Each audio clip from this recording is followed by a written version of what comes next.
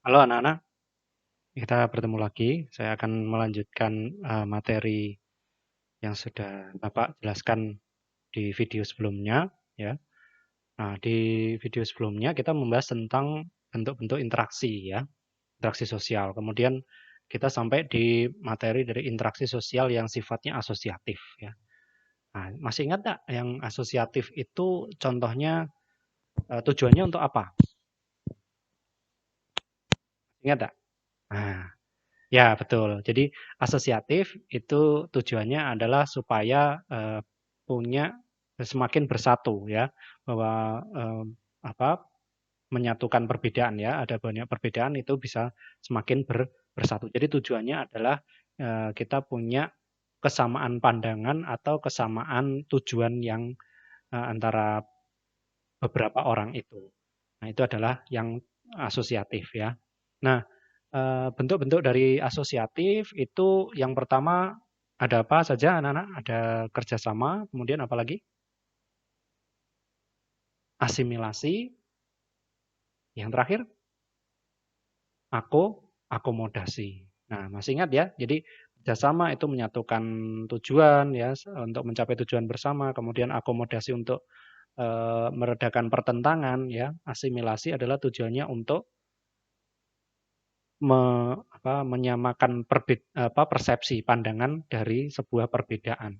Nah, tujuannya itu adalah supaya orang itu tidak terpecah ya, tidak terus saya punya pandangan yang berbeda dengan dia. Kenapa saya harus menyamakan pandangan saya dengan dia?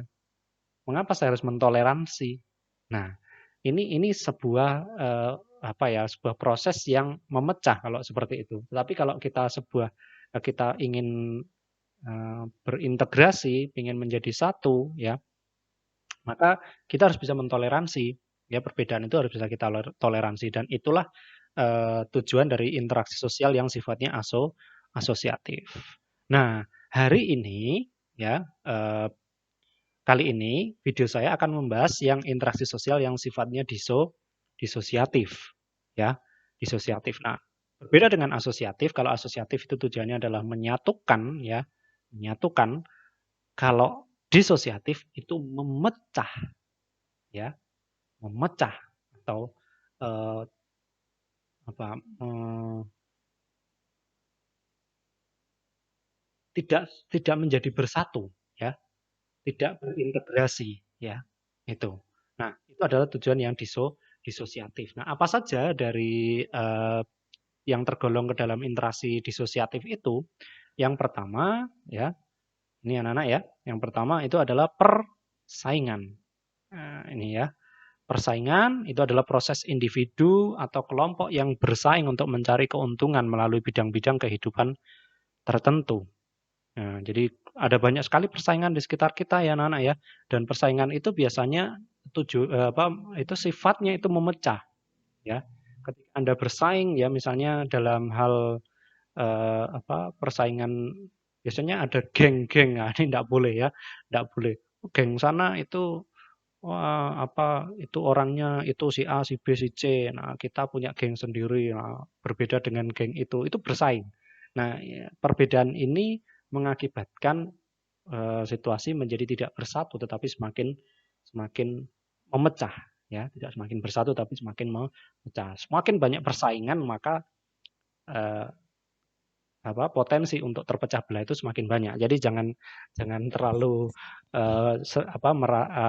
suka bersaing ya, suka bersaing karena tujuannya seperti itu nanti. Yang kedua adalah kontravensi. Kontravensi adalah sikap mental yang tersembunyi ya terhadap orang lain atau terhadap unsur-unsur kebudayaan atau budaya dari suatu golongan tertentu. Jadi hmm, ada sebuah ketidaksukaan ya, sikap mental yang tersembunyi, jadi tidak suka dipendam ya, dipendam. Ya, mungkin orang nggak suka dengan cara berbicaranya, dengan cara berpakaiannya, dengan hal-hal yang dia sukai, maka kita ada sesuatu yang kita pendam. Kemudian kadang terjadilah pergunjingan atau menggosip. Nah, itu adalah bentuk-bentuk dari kontravensi. Yang ketiga adalah konflik. Ya, jika kontravensi itu tersembunyi ini tersembunyi disembunyikan, jadi tidak ditunjukkan secara langsung kepada lawannya, kepada musuhnya. Kalau konflik ini ditunjukkan, ya, ditunjukkan benar-benar memang dia tidak suka dan langsung ditunjukkan, gitu ya. Ada orang yang tipikalnya memang seperti itu ya. Nah, proses di mana individu atau kelompok berusaha untuk memenuhi tujuannya dengan jalan menentang pihak lawan yang disertai dengan ancaman dan kekerasan. Nah, kalau sudah ada ancaman ya, dengan nada tinggi ya, kemudian ada kekerasan, maka itu adalah sikap-sikap interaksi yang disosiatif. Ya, itu konflik namanya ya. Nah, namanya konflik. Jadi ada 3 itu ya. Persaingan, kontravensi, konflik. Bisa ya? Nah, sekarang kita membahas yang disosiatif, yang persaingan atau kompetisi.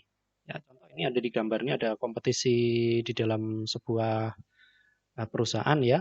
Kita berkompetisi supaya nanti bisa jadi karyawan terbaik. Nah, ini adalah kompetisi.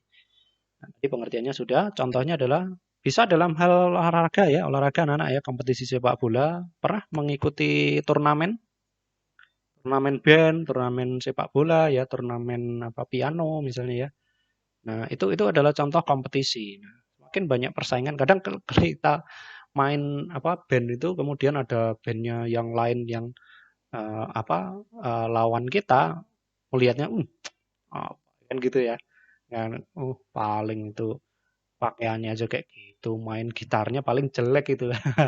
Kita sudah punya apa pikiran-pikiran yang merendahkan mereka ya, tidak suka dan seterusnya. Ini adalah contoh-contoh persaingan ya. Kemudian lomba menggambar dan seterusnya. Nah, dari jenisnya ada persaingan yang sifatnya individu ya, antara individu dengan individu atau persaingan dengan kelompok. Ya, persaingan dengan kelompok. Contoh tadi sepak bola itu kan tidak bisa main sendiri ya. Ini adalah kelompok ya, kelompok. Geng tadi adalah persaingan kelompok ya. Itu. Kemudian contoh jenisnya kalau individu itu lomba menggambar, kelompok itu persaingan dalam bisnis usaha. Misalnya kita punya papa Anda ya, misalnya ya.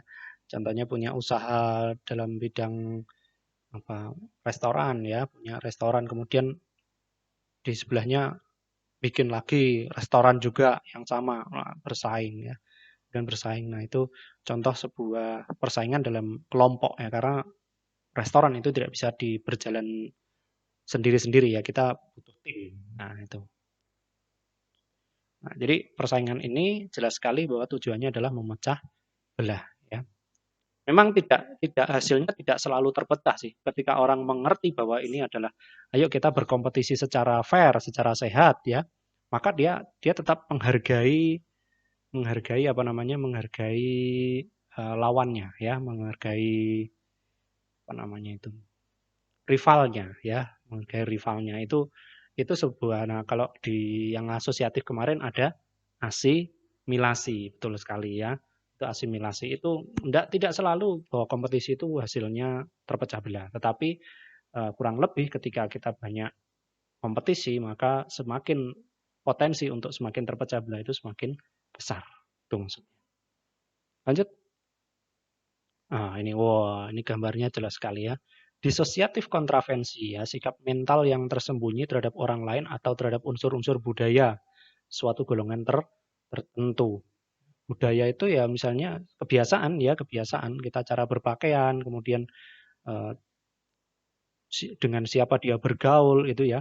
Itu kita tidak suka dengan orang-orang yang tertentu ya, dengan caranya dia itu, maka kita terus gosip.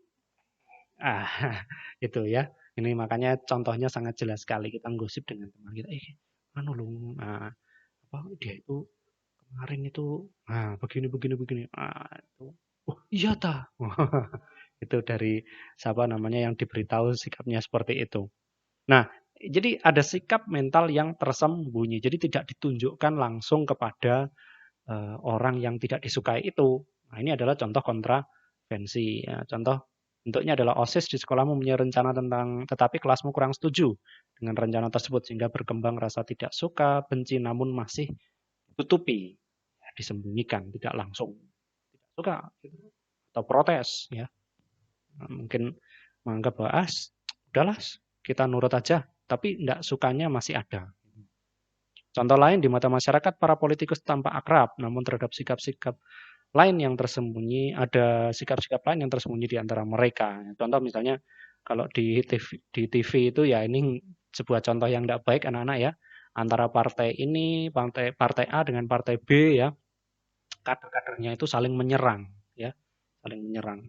Mereka kadang itu yang tidak ditutupi kalau saling menyerang tuh. Kadang mereka kalau sudah ketemu ya rapat bersama di depan TV gitu, akur ya kelihatan, "Wah, ya gimana kabarnya? Sehat ya? Waduh tambah ganteng." Wah, misalnya gitu. Jadi mereka tampak baik-baik saja, tetapi di di luar ketika mereka sudah tidak menjadi satu, mereka membicarakan kejelekan-kejelekan yang lain. Nah, ini contoh-contoh dari kontravensi. Jadi ditutupi anak-anak ya, ditutupi. Karena nanti ada yang sudah nggak suka kemudian ditunjukkan langsung ke orang yang tidak disukai itu ada yang lagi. Nah, ini adalah sebuah interaksi-interaksi yang sifatnya memecah ya.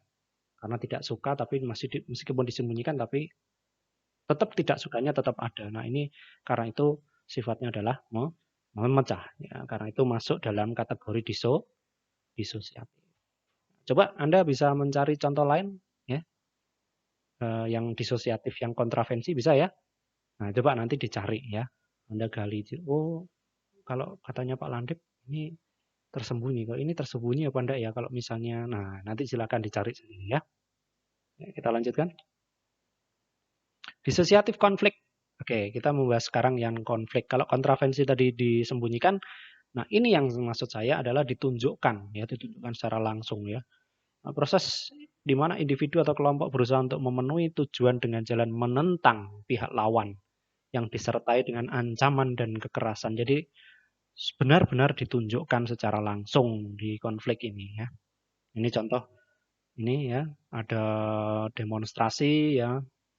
Kemarin Anda sempat membaca apa enggak ya, di Amerika itu ada protes yang skalanya tidak lagi kecil ya, tetapi sangat-sangat besar ya, sampai artis-artis semuanya turun ke jalan itu untuk memprotes kepolisian yang waktu itu ada kasus ini ya, apa polisi itu mencurigai orang, kebetulan orangnya itu orang dari kulit hitam, kemudian mungkin tidak sengaja ya, tapi kakinya ini me, apa, men, jadi kayak ditahan ini lehernya itu di